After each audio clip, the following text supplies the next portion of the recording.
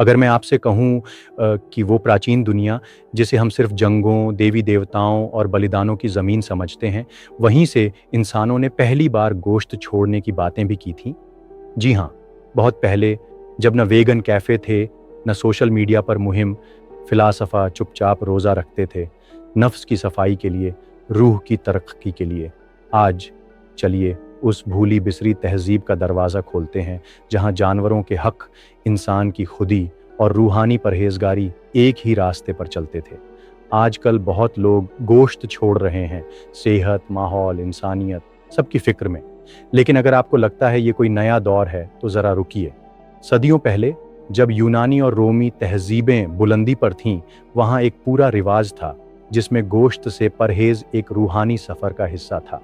मिसाल के तौर पर, पाइथागोरस के मानने वाले, जो सिर्फ गणित नहीं पढ़ते थे, बल्कि एक मुक़द्दस ज़िंदगी जीते थे, गोश्त से दूर, सादा कपड़े और लंबी दाढ़ी, जो रोमी फैशन के खिलाफ जाती थी। ये सिर्फ एक छोटा सा तबका नहीं था। इनकी तालीमें आगे चलकर प्लेटो और उसके फ़लसफ़े तक जा पहुँची। धीरे धीरे पाइथागोरस खुद एक निशान बन गया, एक रूहानी रास्ते का अगुवा, जो कहता था, असली इल्म, तर्ज ए ज़िंदगी और खाना, तीनों खुदा तक ले जा सकते हैं। अब चलते हैं तीसरी सदी के रोम की तरफ, जहां एक फ़लसफ़ी उभरा, प्लोटिनस, जिसे आज हम नियोप्लेटोनिज्म का बानी मानते हैं। वो कम खाते थे, गोश्त से परहेज़ करते थे और अपने शागिर्दों को कहते, ऊंचाई की तरफ जाना है तो बाहर नहीं, अंदर देखो। प्लोटिनस का यकीन था कि इंसान का असली वजूद जिस्म में नहीं, बल्कि नूर और फ़िक्र की दुनिया में रहता है। जिस्म वो तो एक पर्दा है, ख्वाहिश एक जंजीर, और गोश्त सिर्फ एक और वजह नफ्स की गिरफ्त में फंसने की। मगर इस काफिले में सबसे सख्त रुख अपनाया उसके शागिर्द पोरफिरी ने।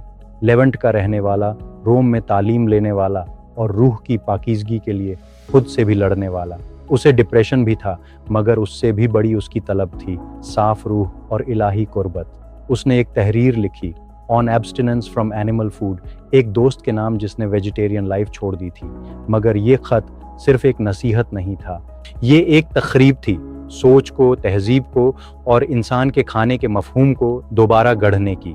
पोरफिरी कहता है, जानवर कोई औजार नहीं, वो महसूस करते हैं, डरते हैं, याद रखते हैं। उनमें वफा भी है, शर्म भी और इंसाफ भी।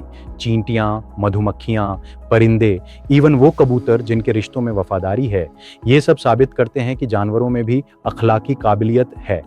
तो फिर क्यों उन्हें इंसाफ से महरूम किया जाए? वो पूछता है, क्या इंसाफ का हक सिर्फ उन पर है जो बोल सकते हैं? नहीं, अगर जानवरों में ज़रा भी समझ है, तो उनका ज़ख्म हमारी रूह को नीचे गिरा देता है।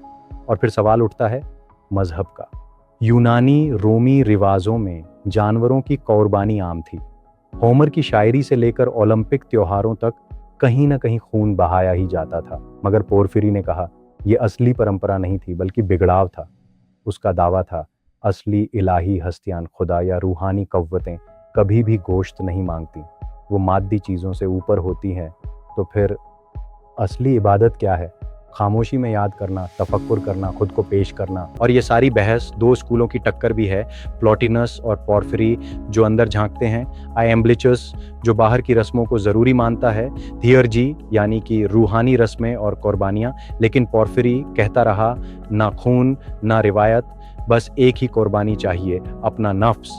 और सबक, 1700 साल पहले एक फ़लसफ़ी ने कहा था, जानवरों के हक़ का मामला सिर्फ शराफत का नहीं, ये एक पूरी कायनात की तामीर का हिस्सा है।